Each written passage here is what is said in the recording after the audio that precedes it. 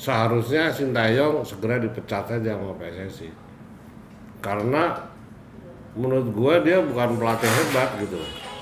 Ketika dia di Korea diakuin sebagai pelatih hebat, tapi di Indonesia dia bisa diatur oleh PSSI.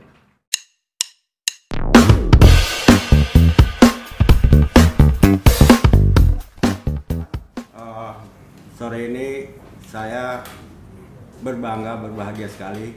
Kandang Ayam, tempat kita, kedatangan wartawan senior. Jadi saya Octavianus. Beliau sudah bertahun-tahun bertugas di Kompas dan liputan sepak bola. Pasti kalau sore ini dia bicara sepak bola, saya yakin banget gitu kan bahwa ini pasti akan ditunggu. Bang Yes, silakan. Ya, Dinda. Bicara soal yang saat ini menarik, soal tim nasional. Barangkali kita mulai dari bagaimana Bang Yes melihat manajemen tim nasional saat ini. Demikian Bang Yes. Begini, ada rekan Tora juga, ini seangkatan dengan saya dalam profesi sebagai wartawan. Kami sudah meliput bola sejak tahun 1980-an sampai hari ini, karena profesi wartawan adalah profesi profesional. Secara struktural mungkin kami tidak ada lagi di sebuah lembaga khusus, tapi sebagai profesi kami tetap masih wartawan, dan wartawan yang sangat peduli mungkin ya terhadap sepak bola, khususnya PSSI dan tim nasional. Nah, kalau bicara tentang tim nasional saat ini, terutama persiapan adik-adik atau anak-anak kita untuk ke Piala Dunia U20 tahun depan, memang banyak yang perlu kita diskusikan, terutama bagaimana supaya tim ini nanti berhasil dengan segala kemampuan yang kita punyai. Nah, jadi kalau bicara soal persiapan atau organisasi PSSI untuk membangun tim ini ke depan, ya pengalaman saya sih sebetulnya PSSI itu makin tahun bukan makin bagus, tetapi makin menurun kinerjanya. Bahkan sampai pada 2 periode terakhir yang paling mencolok, periode Pak Edi Rahmayadi dan sekarang Pak Muhammad Iriawan yang mungkin sering kita sapa Pak Ibul dalam memimpin PSSI. Jadi kalau melihat kinerja tim nasional dalam hubungan dengan organisasi PSSI, memang banyak yang perlu dikoreksi. Ya begitu ya, Bung Toro. Jadi menurut saya langkah paling awal yang harus dibenahi untuk minimal nanti kita melangkah masuk Piala Dunia mulai start katakan di bulan Januari tahun depan, itu tidak ada lagi gesekan-gesekan di masyarakat yang kencangnya menghantam PSSI. Itu pun kalau PSSI mau berubah. Katakan begini, sampai sekarang organisasi PSSI itu belum kelihatan sebagai organisasi yang baik. Karena saat ini sudah 6 bulan sekjen definitif belum ada. Bolehlah PLT oleh seorang Esko, tetapi itu jangan kepanjangan. Sudah 6 bulan terlalu lama untuk PLT, apalagi dijabat oleh Esko, itu tidak boleh. Tidak boleh dalam hal durasi, mungkin boleh dalam hal regulasi. PLT bisa dirangkap oleh Esko, namun itu jangka pendek, mungkin seminggu 2 minggu, paling lama sebulan sudah definitif. Itu kesalahan pertama. Kesalahan kedua lagi, kita lihat bahwa Pak Ketua ini kok sekarang memosisikan diri sebagai manajer tim di tim nasional. Nah, apakah ini pantas? Karena kita tahu bahwa seorang manajer tim nasional itu akan ujung-ujungnya harus bertanggung jawab kepada federasi. Federasi dalam hal ini Esko ya strukturnya ketua, wakil ketua, dan 12 anggota karena ada 15 orang. Jadi apakah nanti usai kegiatan timnas ini harus Pak Ibul mempertanggungjawabkan diri Pak Ibul? Saya kira tidak begitu ya. Tapi beliau sendiri pernah berjanji bahwa ini sementara, untuk jabatan manajer tim ini sementara. Tapi berjanjinya itu sudah hampir sebulan lebih. Kalau sementara sampai kapan ya? Jangan-jangan Pak Ibul aja yang tahu sendiri sama Tuhan kali ya. Semoga tidak demikian. Dan karena tim ini sudah melangkah keluar untuk melakukan kegiatan, sebaiknya hal-hal seperti ini harus dibenahi semua. Jangan sampai ada rangkap jabatan yang tidak jelas, sehingga ini menjadi kerikil dalam persiapan tim itu. Bahkan sekarang sudah ada di Kroasia untuk uji coba, latihan, kemudian masuk di turnamen lokal, dan akan diteruskan ke Uzbekistan tahun depan, bulan Oktober untuk kejuaraan resmi zona Asia untuk Piala Dunia U20 tahun depan. Jadi kembali ke pertanyaan Ion tadi, menyorot organisasi dan kinerja PSSI, saya kira belum yang terbaik, bahkan jauh dari yang terbaik, sehingga itu harus dibenahi sementara. Kira-kira begitu. Ya.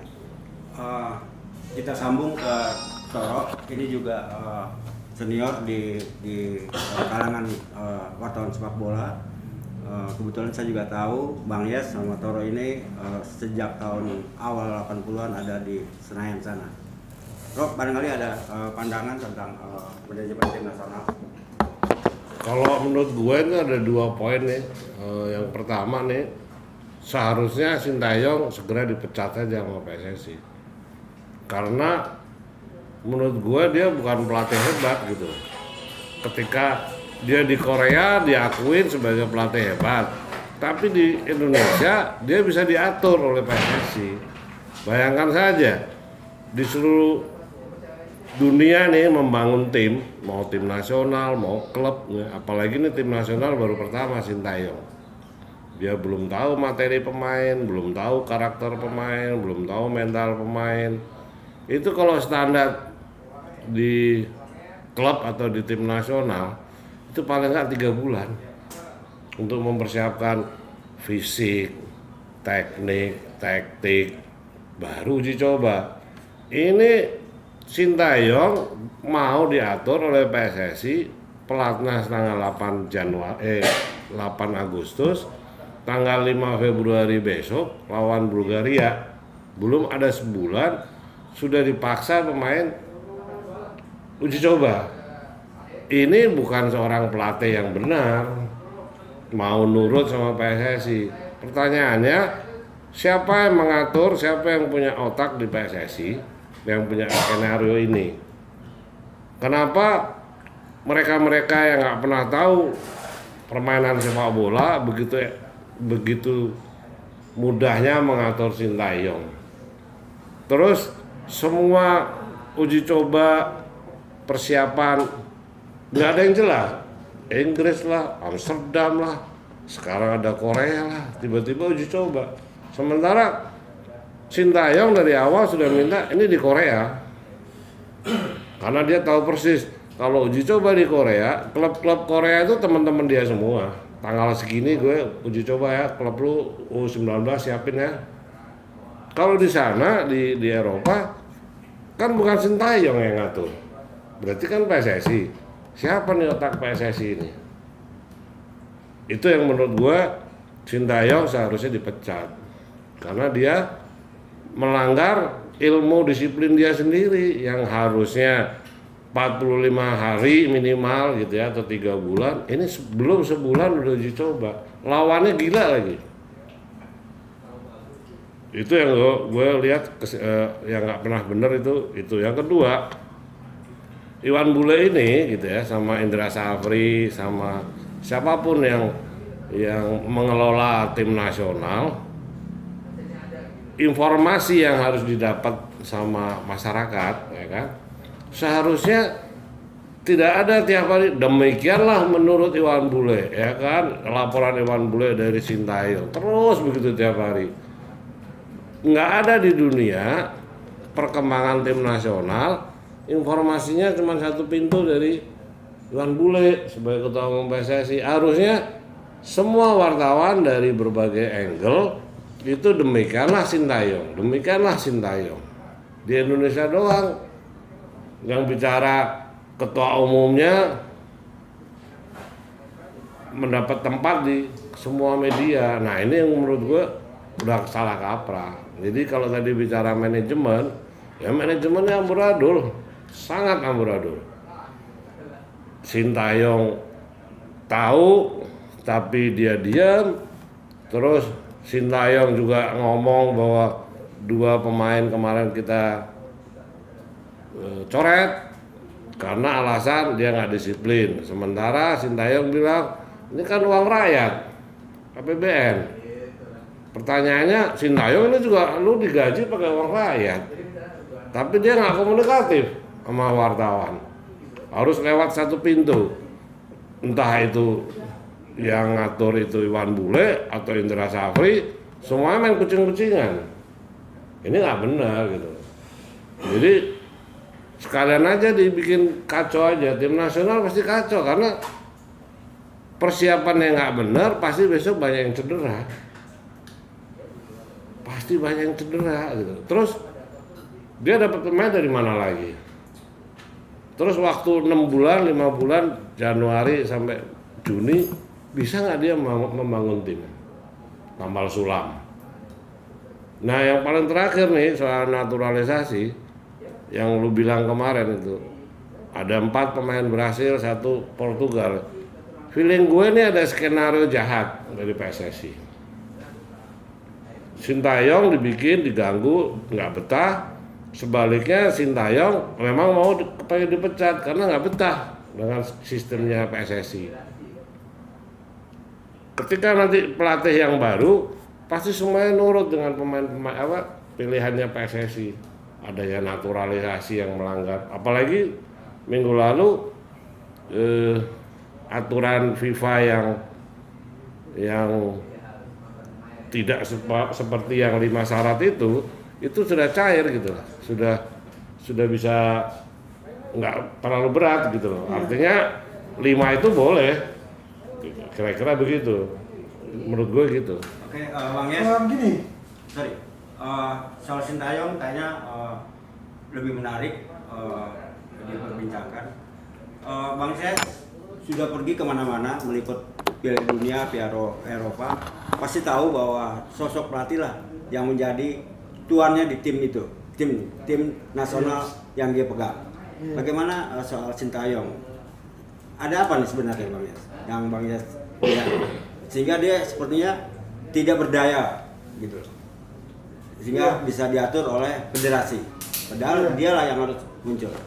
iya, saya punya pengalaman sendiri, terutama dengan tim nasional ini dipegang oleh Sintayong. Karena sebelum mereka bertolak ke Kroasia, saya itu mencoba 2 kali melihat langsung di lapangan Madia Senayan dalam latihan pagi dan sore. Dan pada kesempatan kedua, saya itu mencoba untuk mau mewawancarai Sintayong. Paling tidak menggali, karena apapun wartawan itu adalah suara rakyat, penyambung lidah rakyat.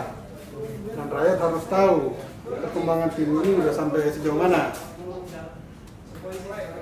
Setelah selesai latihan pada kesempatan kedua saya melihat, saya ingin mewawancarai Sintayong. Tetapi karena ada kendala bahasa di sana, komunikasi ini tidak berjalan lancar. Dia tidak bisa bahasa Indonesia dan bahasa Inggris. Sebaliknya saya itu tidak bisa bahasa Korea. Karena pengalaman saya meliput baik di dalam negeri maupun di dunia, wartawan itu, apalagi wartawan bola, sama pelatih itu memang sangat cair, sangat cair. Mau pelatih klub sampai kepada pelatih nasional, mau dia orang asing atau orang lokal, itu sangat cair. Artinya pelatih itu sangat familiar, sangat menampung aspirasi atau kesempatan yang diberikan kepada wartawan. Jadi saat itu kalau tidak kendala bahasa, saya langsung doorstop aja wawancarai Sintayong. Tetapi karena ada kendala bahasa dan ada interpreter, saya harus memakai jalur yang lebih tinggi dari Sintayong. Hari itu ada Indra Safri sebagai direktur teknik PSSI. Mas Indra, saya mau wawancarai nih Sintayong. Aduh, nggak bisa Pak Yes, harus bikin janji dulu. Oh, ya udah.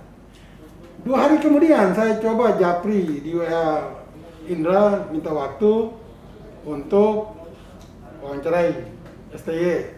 Hal yang sama saya lakukan juga kepada media official junior saya di media, di wartawan, Eko,